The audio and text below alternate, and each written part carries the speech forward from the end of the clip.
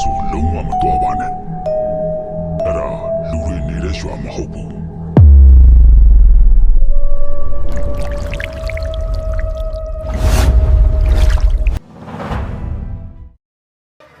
တောရွာတွေကမှာ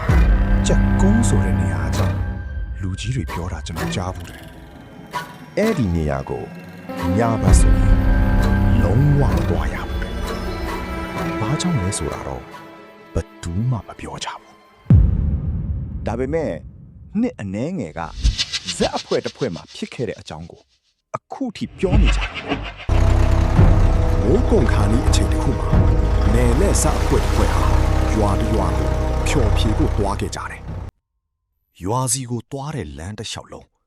မြူတွေအယမ်းထူထပ်နေခဲ့တယ်။လမ်းညွန်ပေးတဲ့လူကမိုးမချုပ်ခင်ရောက်အောင်တွားပါလို့ပဲထက်ခါတလဲလဲပြောခဲ့တယ်။အဲ့ဒီတတိပေးချက်ကိုဘယ်သူမှသိတတိမထားမိခဲ့ပဲညနေဆောင်လောက်မှာသူတို့ရွာထဲကိုရောက်သွားကြတယ်။ရွာကအလွန်တိတ်ဆိတ်ပေမဲ့လူတွေကဖော်ဖော်ယူရရှိကြတယ်။ခလီးတွေလည်းဇက်စင်နာကစားနေကြတယ်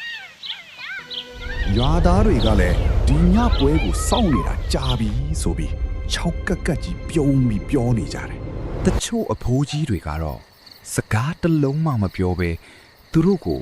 သေလူတွေလိုစူးစူးဝါဝါစိုက်ကြည့်နေကြတယ်။ညရောက်တော့ပွဲစတယ်။ဇက်စင်ဘော်ကမီးရောင်မိန်မိန်တွေအောက်မှာတချင်းတန်နဲ့ဆိုင်းတန်တွေထွက်လာခဲ့တယ်။ပရိသတ်တွေကလည်းအားပေးကြတယ်။ဒါပေမဲ့ထူးဆန်းတာကဘသူမျက်နာကိုမှမမြင်ရဘူးပွဲပြီးတော့ရွာသားတွေကျွေးတဲ့ထမင်းဟင်းတွေကိုစားပြီးဖုန်ကြီးကျောင်းဟောင်းတစ်ခုမှာအိပ်ပျော်သွားကြတယ်ညတခေါင်ရဲမှာဇက်အဖွဲသားတယောက်ဟာအပြင်ဘက်ကလက်ခုပ်တန်ဆန်းတစ်ခုကြောင့်လန့်နိုးလာခဲ့တယ်အဲ့ဒီလက်ခုပ်တန်ကဖြည်းဖြည်းချင်းနဲ့စီးချက်အလွန်ကြလွန်နေတယ်သူအပြင်ထွက်ကြည့်လိုက်တော့ဝင်းပြင်အလဲမှာပွဲကြည့်နေတဲ့လူအုပ်ကြီးကိုတွေ့လိုက်ရပြန်တယ်အားလုံးကဇက်စင်စီမျက်နှာမူထားပြီးမဲ့အဲ့ဒီဇက်စင်ပေါ်မှာဖြောဖြေသူရှိပဲဖြစ်နေတယ်မနက်မိုးလင်းတော့ကြက်တန်မကြားရဘူးလူတန်မရှိဘူးသူတို့အားလုံးလက်နိုးလာတဲ့အချိန်မှာတော့သူတို့အိတ်နေတာဖုန်ကြီးเจ้าမဟုတ်ပဲ